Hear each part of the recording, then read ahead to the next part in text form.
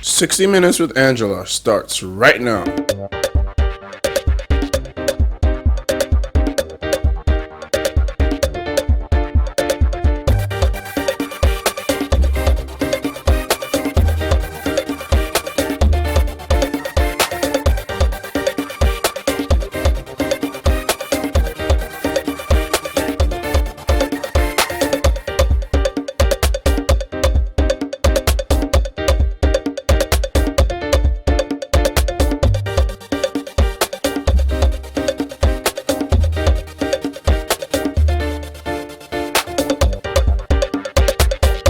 On Saturday, September 5, 2015, it will be 100 days since Muhammadu Buhari became President of the Federal Republic of Nigeria. He was sworn in on the 29th day of May 2015 with a lot of promises. Some of those promises his party is now denying he ever made.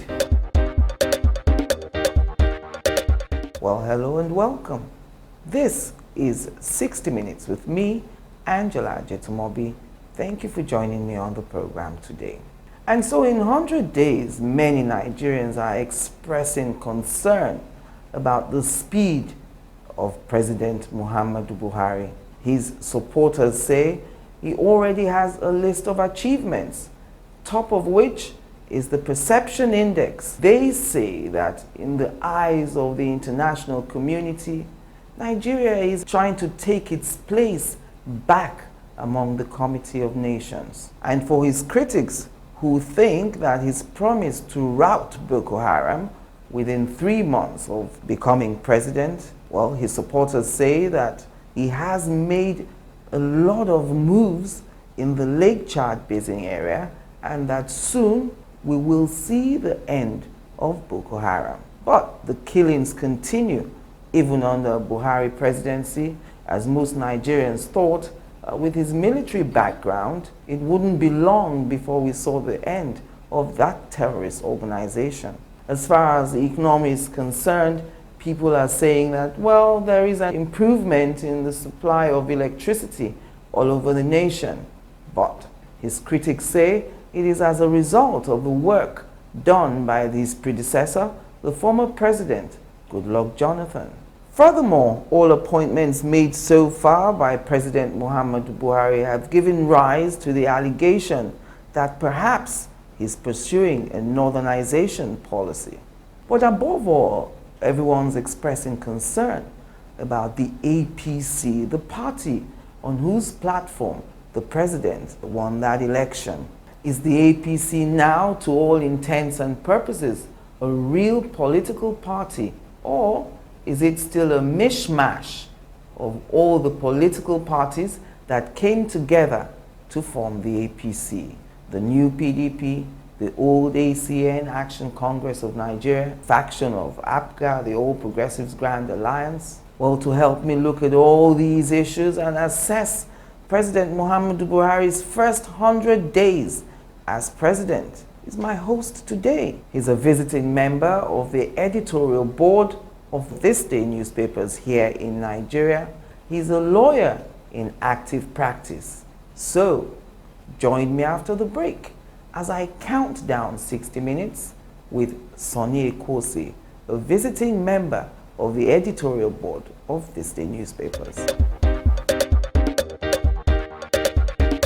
Welcome back. Welcome, Mr. EKWOWUSI. Thank you very much for coming on the program. I'm happy to be on your program. Thank you very much.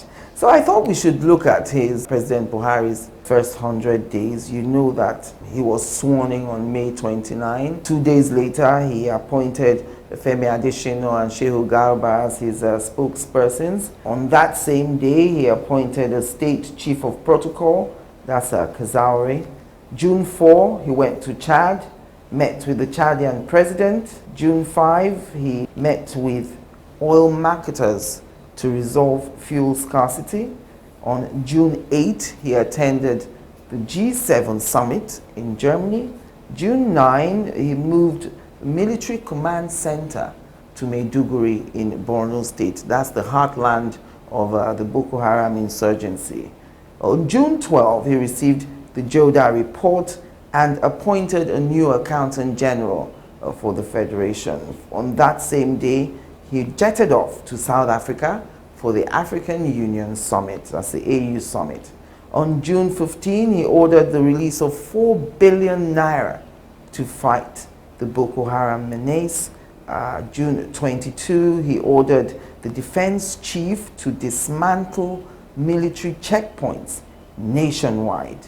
And on June 26, he dissolved the 10-member board of Nigeria's National Petroleum Corporation. So that's just in his first month, you know. Now he's done 3 months. 3 months, exactly. We didn't have a chief of staff before. We have one now. We didn't have a secretary to the government of the Federation. We have one now. His spokespersons and his supporters say he may be slow, but he is slow and steady. Steady, exactly. What do you think? Well, Mr. Buhari is one president who knows what he wants and is calculatingly pursuing it, although age is no more on his side, but he makes demand on himself. Yes. He has got guts, he's quite courageous, he's very pushful, he's very disciplined, and so on and so forth. Interestingly, electricity supply has improved. Yes, but you know, they say it's because of President Jonathan. The infrastructure that Jonathan put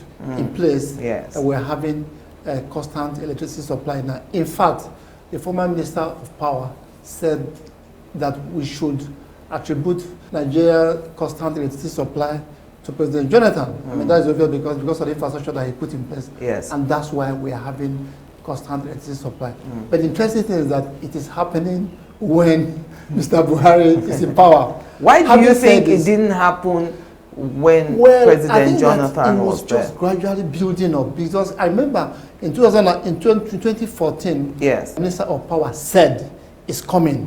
And in fact, he actually said that by December 2015, we are going to hit 5,000 megawatts. He said it then. And right now, we are looking forward to that, getting that 5,000 megawatts by December. It's interesting because it is happening when Mr. Buhari is in power. Maybe that's where God designed it. Yes. What is interesting is that Mr. President is somehow doing all this alone. It is important that he adheres to democratic principles. Which are? I mean, these principles are very important because, you know, we are operating a presidential system of government. Yes. By virtue of Section 14.1 of the Constitution, yes, it is said that this Federal Republic of Nigeria is a state that should be built on the principles of democracy and social justice. Yes. This is very important because when you are talking about a government, it is not just one man. Okay. The good intention is there, but at the same time, it should be seen to be a government that is for everybody, because democracy is government of the people, by the people, and for the people. It's actually a government of the people. So this thing is showing that it is seen, manifestly seen to be a government of all of us. Yes. You know, that it is somehow said, I mean, are you saying this because when you say he's doing it alone, is it because he doesn't have ministers yet? Yes, there are no ministers in place, and also it is important. But I would say to you, Mr. Ekwoowusi, all the years we've had ministers, we didn't have electricity. Yes, all the years we had ministers. That's what people said, but I'm saying that it should be done. The means in democracy is very important. The end just does not justify the means. It is very important that we follow the means. And that's why the Constitution says principle of democracy, I'm going to mention them, yes, and social justice. One of the principles is popular participation. It is very, very key and very, very important. Why do you think there is no popular participation so far? Because we are seeing a monolithic, hierarchical government that is run by one man. I'm sorry to say this, but this is very important because a monolithic, hierarchical government run by one man. As if we are still back to the Buhari-Idiagbon regime, a government in which was done the central focus of power and the ground norm was a despot. I'm sorry to say it was a despot. And now it seems as if we are tilting towards that. Yes. Mr. Buhari may have all the good intention. I do not doubt it. He's he's well convinced. He's out to change Nigeria and all that. the APC change and all that. But at the same time, this is presidential democracy, and the constitution says it should be run via principles of democracy. And one of the principles I've said is this popular participation, because it is our government, section 14, subsection 2 says sovereignty rests on the people. And the people should synthesize that sovereignty through their government. I don't doubt it. It has very good intention, but listen of working with collaboration, consultation with all of us, so that it will be seen, manifestly seen to be a government of our people. You know very well that democracy, the evolution of democracy started from the Greek, and initially it was a direct democracy. Yes. Later on, it was contracted out in the sense that it became a representative government, whereby some people voted for their representative to represent them in government. That is what we have in place now. Constitutional democracy. Government run according to the will of the people. And that's why we are saying that even when he has all the best intention, he should have hands. And these hands are the ministers, you know. Section 14, subsection 3 talks about participation of the people. That's what it says about participation of the people. Let me just read subsection 3. Yes. The composition of the government of the Federation or any of its agencies and the conduct of its affairs shall be carried out in such a manner as to reflect the federal character of Nigeria and the need to promote national unity and also to command national loyalty, thereby ensuring that there shall be no predominance of persons from a few states or from a few ethnic or other sectional groups in that government or in any of its agencies. I like the word shall, because shall is something that is no argument. To avoid having a predominance of certain people from certain states or certain ethnic groups being part of the government. Right now, what we have now is people who let's look at it. I have a list of 25 so appointments. People are saying that this is northernization of Nigeria, this is running a northern government and all that. But can we overlook the fact that you can only work with people you're comfortable with? Yes. These are the initial appointments. Yes, let's look at the chief of staff, for instance. The chief of staff is the person who comes into your bedroom where you are with your wife. Is the first person that sees you in the morning, is the last person to see you at night. So it doesn't necessarily have to be a politically exposed person. Apart from the chief of staff, the previous appointment that was done, the chief of army staff and so on and so forth, they are called the juicy appointment, special appointment, because what is juicy about chief of army staff? Very, very sensitive appointments. For instance, the people of the southeast, the Igbos in general, are saying that they are afraid that they say there are 40 million and they have been sidetracked in the whole thing because they are not part of the government, because they feel that having not a player in those key positions, key appointments. Don't forget that. So the NNPC GMD is not a key. No, it's from Niger Delta. It's not for the southeast. I'm talking about the Igbos of southeast extraction. These are the people that actually, they say there are 40 million people and they have been excluded from the Buhari government. So they are afraid. Don't the southeast have the deputy senate president? Well, deputy senate president is Ekweremadu has been before he continues. But this is the legislature. This is National Assembly. They are talking about executive in the presidency. In the presidency, this is key. This is we have three things. We will have the executive, we have the judiciary, and we have the legislature. So Ekweremadu is legislature and all that. Deputy president. They're talking about the executive president. This is presidential system of government. We're talking about executive function. They want and all the regions ought to be there. Of course, that's what the federal character is saying must reflect this federal character. Not just talking about just example of the southeast. South also need to have their person there. This is very important. Even when Mr. Buhari has all the best intention in the world, it has to be reflected because this is a country of very diverse ethnic groups, conglomeration of people, different nations coming together. And so when you are making this type of appointment, there's need to have this say, picking people from different. What about the argument, Mr. Ekwosi, of people who say that federal character robs us of merit. It breeds mediocrity. Yes. Because you have to bring somebody who is from a tribe, then you end up bringing somebody who probably didn't even finish primary 6. I agree with you, but it does need to, if it's well operated, it's in Yes. the constitution to must abide. Nigeria is still pursuing federal character principle. It's in the constitution. It should be well done in such a way that the appointment has to be somebody who has integrity, somebody who has a character, and so on and so forth. Yes. So it's only when it is abused that it becomes something else. But if it's well done, there's nothing wrong with it. Okay. It's actually the way of making that section talks about sense of belonging. Yes. Because it could be possible that you can appoint the best brains for one part of the country. That is possible. But at the same time, to allay this fear of marginalization is a feature of modern politics. It has been there, so you have to guide against that. Whether that fear is real or imagined, that is very important.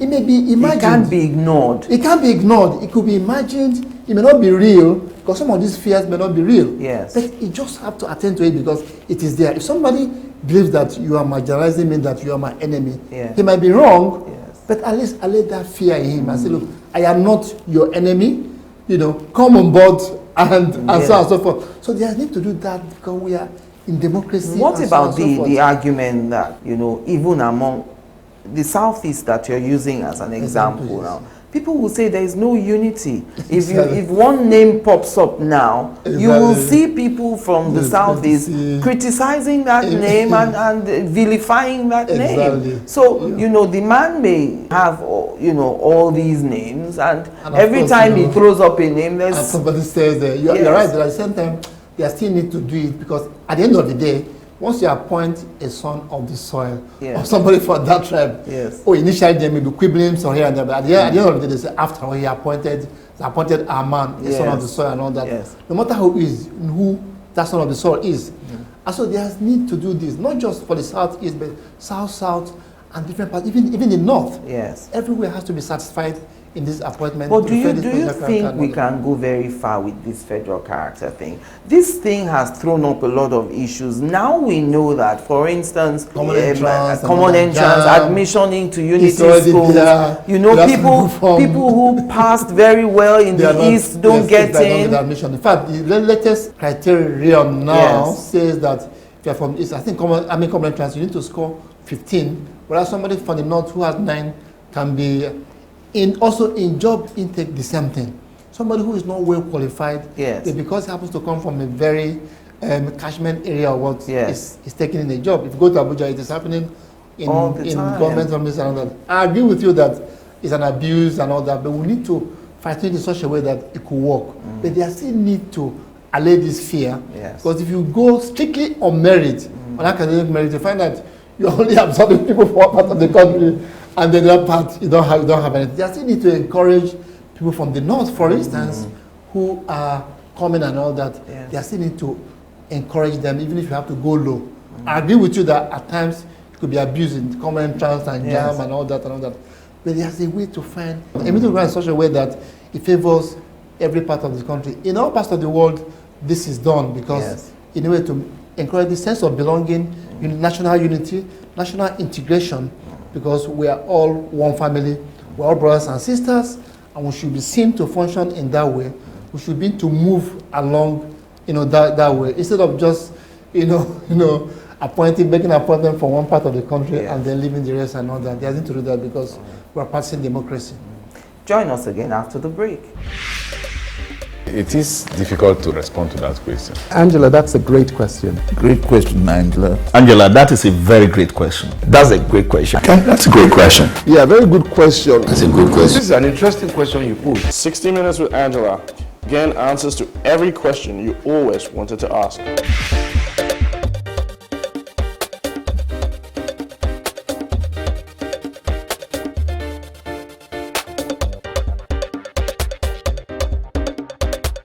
Welcome back. If you've just joined us, it's 60 Minutes with me, Angela Jetumobi. On my hot seat today, legal practitioner, a lawyer in active practice, Sonnie Ekwoowusi. You know you were smiling when you were... I like to say when you said hot hot seat, seat. it makes me feel as if I'm really on a hot seat and I should be very careful what I say and all that. It's very... You were smiling because, Yes. and you know, when you were talking about the disadvantaged areas, Yes. you know, people listening to you, for instance, from the Exactly. south and southeast will say, are you blaming us that Yes. our own governments invested so much in us and we have the education and the wherewithal to seek these admissions or seek these appointments? We shouldn't be blamed. What were their leaders doing all the years that some people were doing free education, for instance? Yeah, but by the same time, you need to, whatever it is, we need to encourage people one way or the other. Many people say that this appointment or this intakes, job intake or whatever, Yes. or it's also a way of encouraging people from backward areas to start moving up. Because if you don't appoint at all, you don't have anything to do with them at all, Yes. it is something that is terrible. I agree with you that at times somebody could suffer Yes. from so-called educationally advantageous state and all that, in the sense that he's qualified or she's qualified, he or she is not taking because Yes. you have to sacrifice that in order to get somebody from another part of the country. I agree with you that at times, but I think we should have to do, like I said, a balance somehow so that everyone will be on board.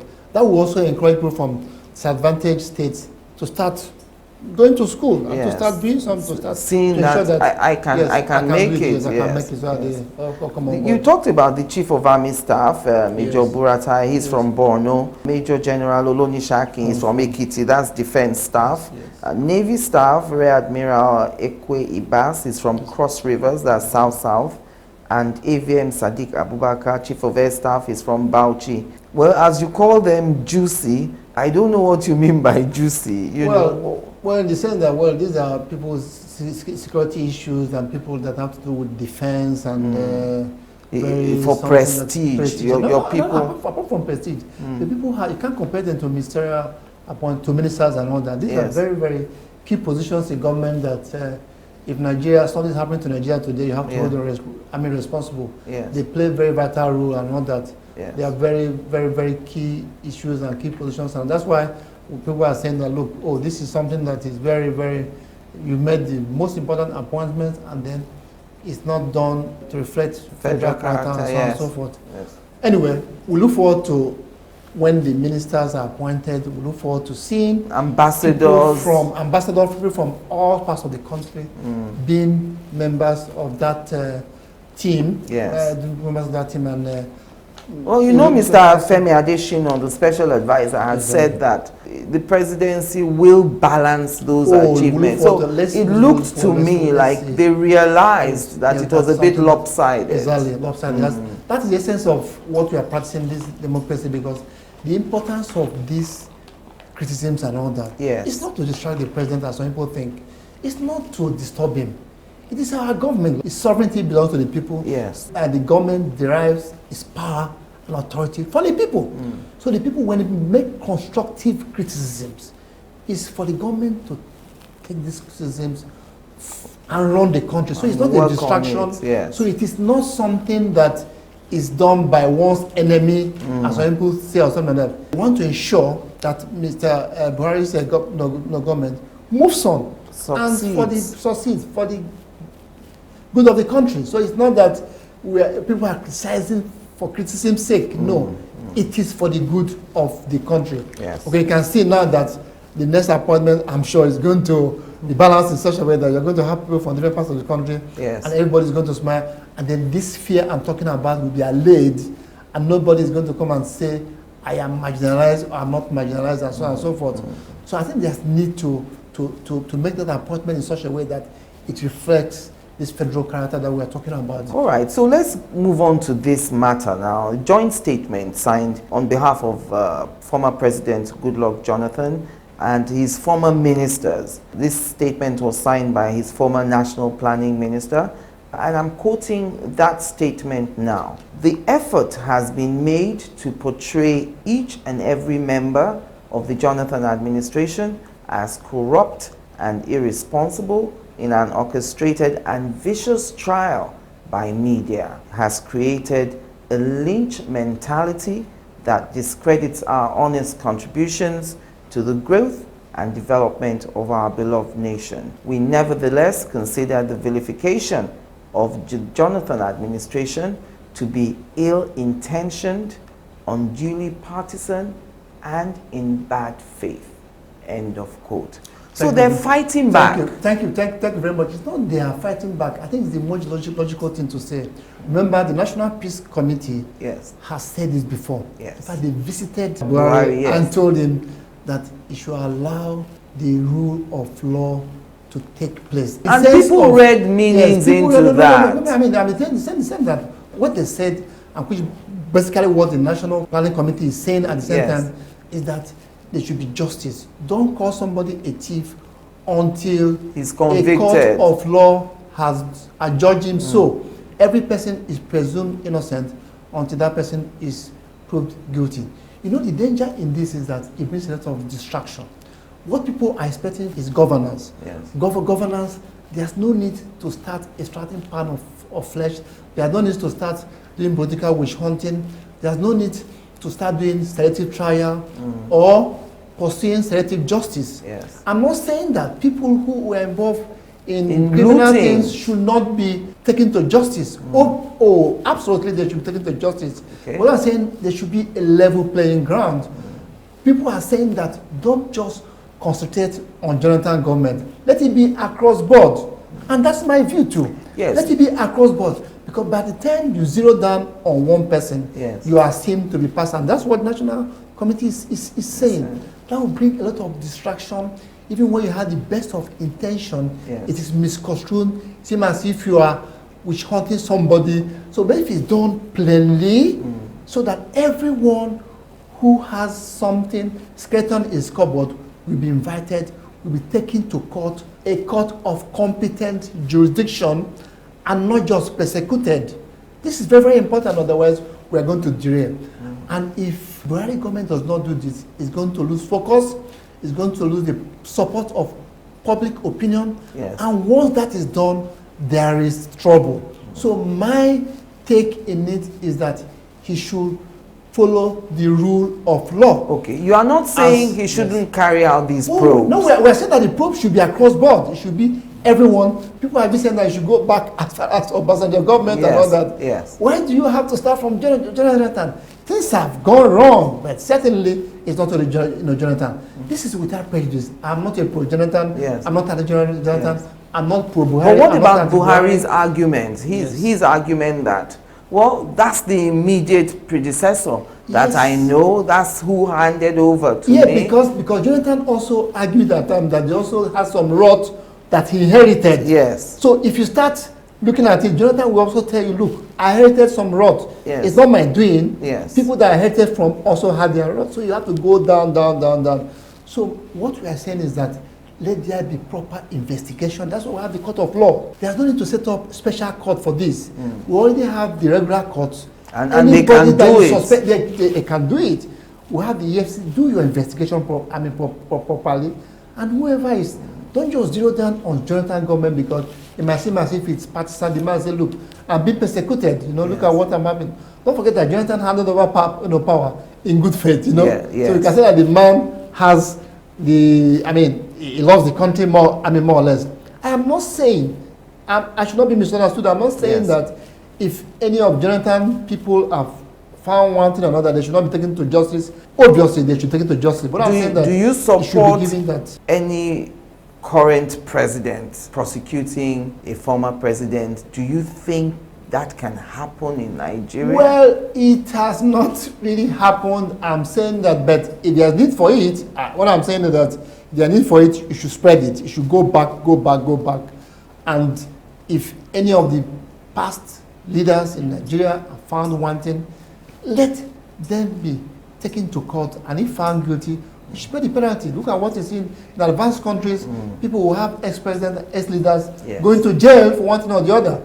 No, that is completely, it hasn't been done in Nigeria, but if they are found guilty and all that, of course, let justice take its course. Let justice take its place. I mean, there's no, I don't have any problem with that. The problem I have is when you do it as if you are zeroing down on somebody, whether it's immediate successor or whatever, it Yes. doesn't matter.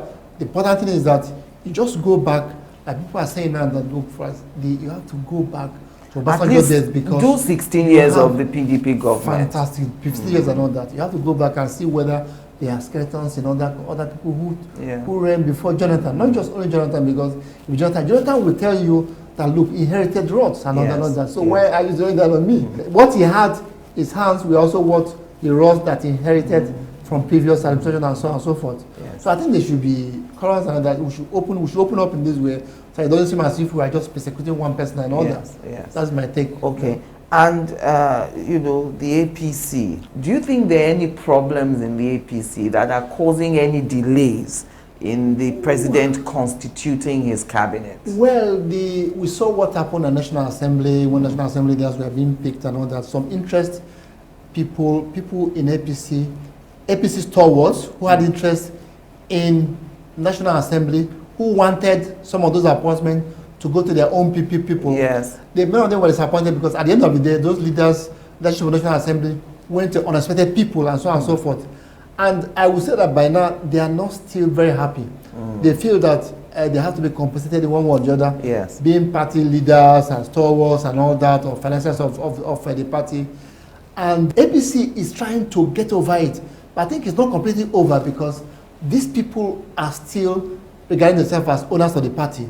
They want a take. They want a big chunk of whatever comes to APC. When you say these people, let's break it down. The this APC is a conglomeration of four different parties. and all Some that. people say there's no real APC. There's an ACN soul. There's a new PDP soul. There's ABGA soul. You know, all these souls are in there. Yes. So they've never really been able to come Absolutely, together. you're right. I mean, what you're saying that if the ruling party, it has to be a party. Yes. A party that's united. We don't have fragments. We don't have disunity. We don't have people pursuing, different agenda. We don't have former governor of Lagos State, Senator Bolaji Tinubu's own agenda, and we don't have Mr. Ono from the southeast who is now saying, look, the east is marginalized, and they have to watch it because if it is not properly done, there might be a kind of breakup of the party. I'm not praying that it's going to happen, but what we are seeing now that if those interests are not satisfied in one way or the other, people who feel that there are people in that party and they have to be compensated in one way or the other. If it's not set, if not sorted out, it's going to lead to the breakup of the party. And PDP will be happy for it because they will not see, look, our enemies are being destroyed and so on and so forth. Yes. So PDP is watching the opposition, they are watching, and if there's any of this a problem coming, if it blows up, there's going to be a problem in APC. We're going to see people fighting and all that and all that. I think they should try to come together and resolve that so that it becomes one party, a party that is united, pursuing one agenda, and that is actually called a ruling party. Join us again after the break. It is difficult to respond to that question. Angela, that's a great question. Great question, Angela. Angela, that is a very great question. That's a great question. Okay, that's a great question. Yeah, very good question. That's a good question. This is an interesting question you put. 60 Minutes with Angela. Again, answers to every question you always wanted to ask. So what is 60 Minutes with Angela all about? It's not an interview. I like to think it's a conversation between two people making the news, people who are in the news, and those who become the news.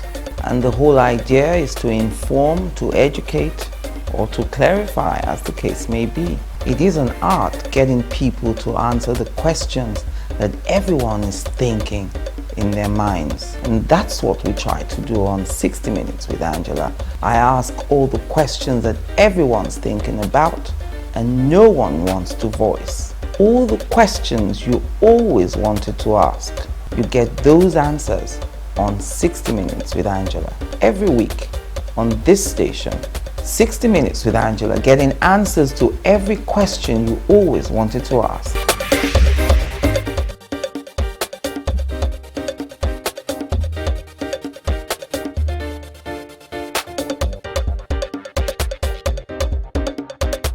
Welcome back. My concluding moments now with Sonnie Ekwoowusi. You know, it's interesting that you talk about the PDP being happy Exactly. if the They APC are waiting for implodes. their But you know, the opponent to former senior special assistant to President Jonathan Okupe said recently that, you know, he expressed fears that, you know, that the PDP may not recover from this routing, yes, this praying. last elections. The APC, you know, is praying and all that. That they have something happens to APC so that PDP will come on board.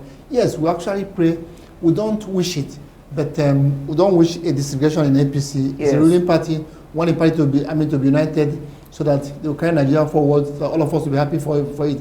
It requires hard work. It's not just saying it. Initially, Mr. Buhari did not want to get involved. I think right now he's getting involved. Yes, bringing everybody together. Even those who are not happy with the National Assembly leadership, yes, they are coming together and saying, look, let's put behind everything and let's move on. Because we have greater things ahead. We have Nigeria, our constituency is the whole country, not just what we need to, what we have in our pockets and all that, our petty interests and all that. Let's discard it, we move on, because we have to serve the Nigerian people. That is very, very important.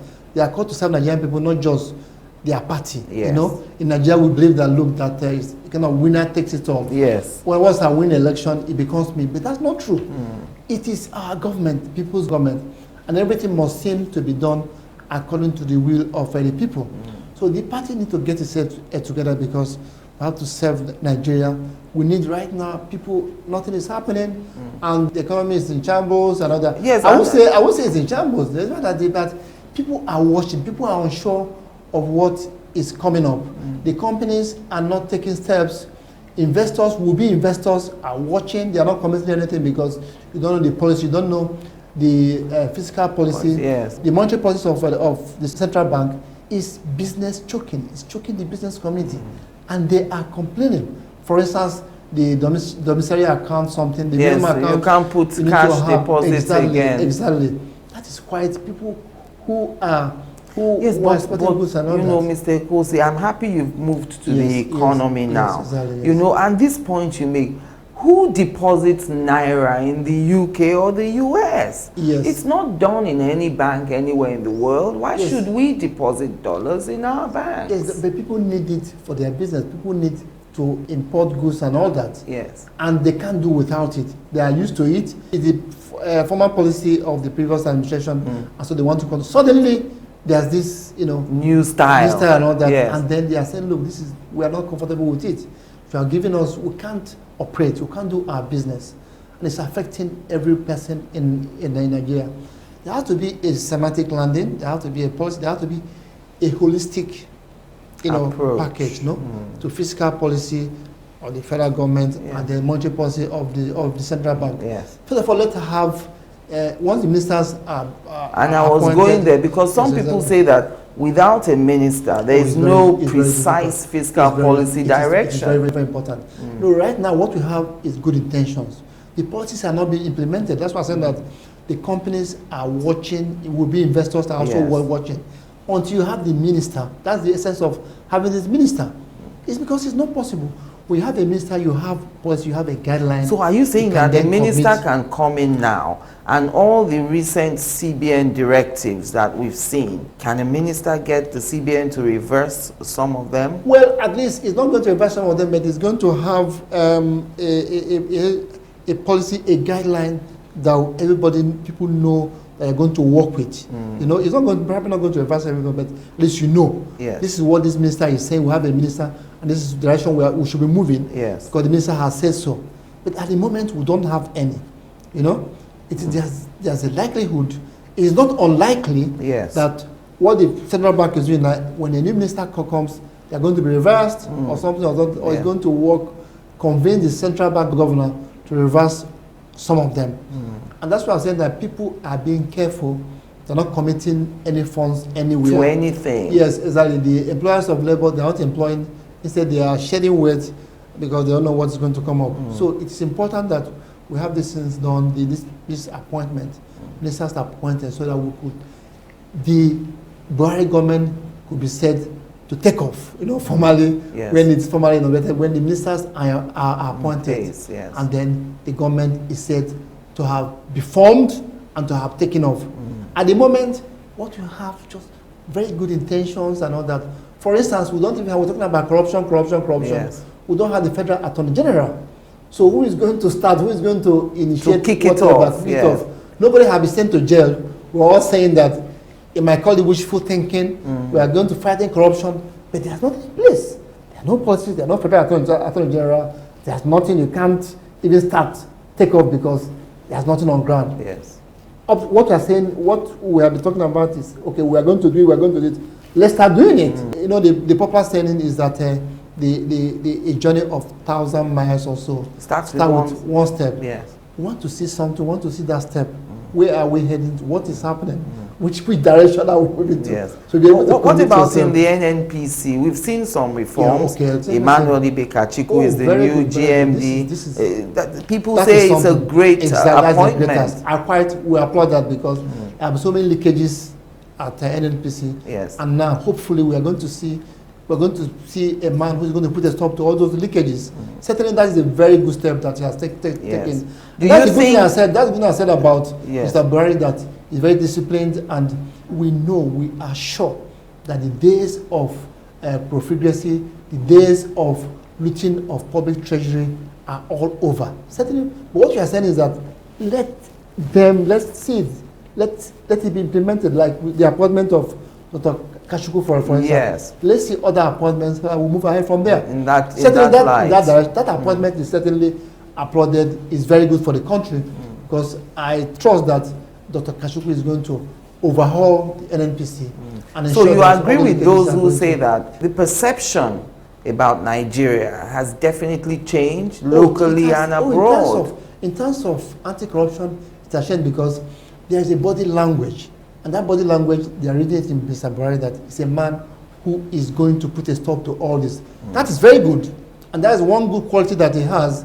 He has done that, this body language. Yes. What we are saying that body language should be concretized so we can start our journey to the promised land. You know, that's what we are saying. And his critics say that Yes. this body language you talk about, what body language can he have if he's in a party such as the APC where they think or they allege that it's peopled with corrupt people? That's what we are still saying, that it should ensure that it doesn't happen. Those people who have self-centered, who are very selfish in the party, it should ensure that they do not have a role to play in trying to stop whatever the anti-corruption war.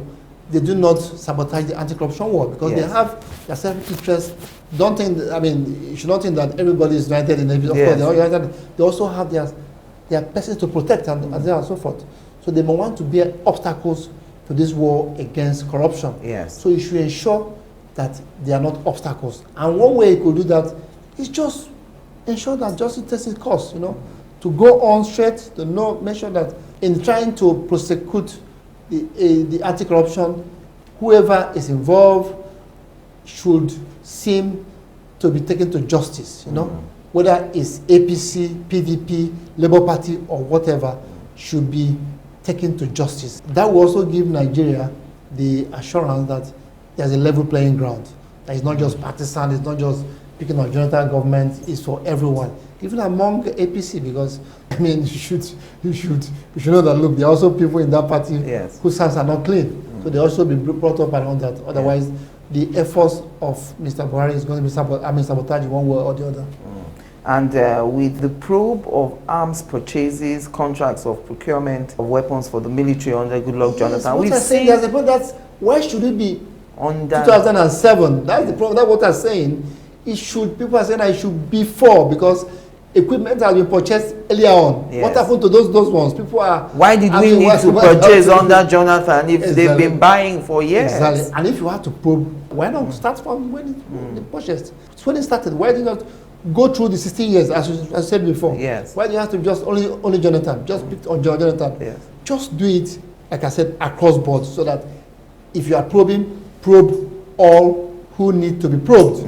Don't just handpick 1 or 2 Yes. and do what's called selective trial and then pursue selective justice. That is Yes. not fair. Yes. Justice for the goose, justice for the gander, justice for Peter, justice for Paul, just for everyone. And this is how Nigeria will see it. The public opinion will now swing in favor of Mr. Buhari if he works like this to show that everyone is exposed to justice. If he does selective trial and selective justice, it's going to backfire and it's going to make him lose public opinion and public support. Public support. So he should not fall into the temptation of running down one person. This is what the National Peace Commission is saying, and this is also what the National Planning Committee is also saying. They are both right, and I will urge Mr. Buhari to listen to these two committees because they are well-intentioned and all that. You know, to those who say that, for a man who has tried 3 times before to be president, he seems a little unsure of his steps now that, you know, he's on the seat. I think people expected him to put on a cape like Superman and they send away that he should hit the ground running and all that. Yes. All that. Yeah, because of the initial expectations. You know, this expectation is coming because of the change slogan of the APC. Don't forget that APC was, before it came to power, it was saying that it was going to effect, you know, change and all that. We're having change slogan, change and change and change and change. And right now, suddenly, they're in power, and then there's a kind of there's a law. So that we're wondering what is all the change all about. I mean, so we hope that they have not lost the momentum. We hope that that momentum is still there. Public is saying, let us see it. Let us see it. 100 days passed, we've not seen that momentum.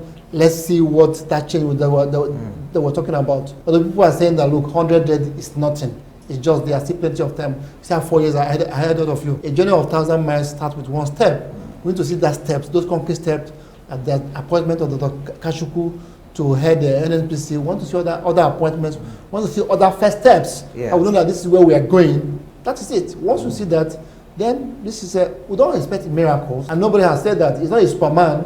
But what we are saying is that, look, let us have some first steps so we know that we know where we are going and we are sure that we'll get to the promised land. Well, thank you very much, Mr. Ekwoowusi, for coming on 60 Minutes with me today. Thank you very much. Thank you. I'm very happy. Thanks a lot. And I'll leave you now with Mr. Sonnie Ekwoowusi's viewers rant.